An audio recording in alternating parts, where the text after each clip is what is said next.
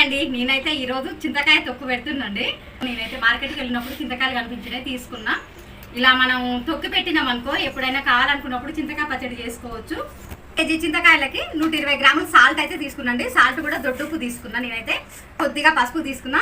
పెట్టిన తర్వాత 3 రోజుల తర్వాత చింతకాయలో ఉన్న గింజ అయితే మనం తీయాలి. తీసిన తర్వాత మనకి చింతకాయ పచ్చడి అయితే నిల్వ ఉంటుందండి. గింజ ఉంటే పచ్చడి తొందరగా ఖరాబ్ అవుతుంది.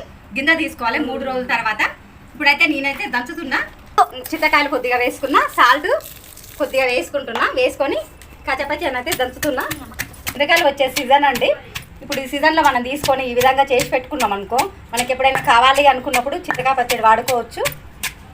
కొద్దిగా పసుపు వేసుకోవాలి. చింతకాయ వేసుకొని దంచుకోవాలి. కూడా కచ్చపచ్చ మెదిగిందండి.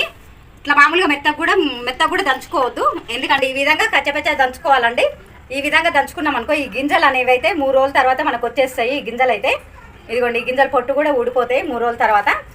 మెత్తగా మిక్సీ పట్టుకోవచ్చు అండి. ఎప్పటికప్పుడు మనం చింతకాయ పచ్చడి చేసుకోవడానికైతే మనం డబ్బాలకైతే తీసుకుందాం. ఇదిగోండి, నేనైతే డబ్బాలకు తీసుకుంటున్నా.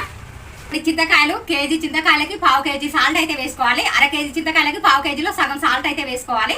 కేజీ చింతకాయలు కాబట్టి 1/2 కేజీలో సగం సాల్ట్ అయితే తీసుకున్నా. తర్వాత ఈ చింతకాయలోని గింజలు అయితే తీసుకోవాలి.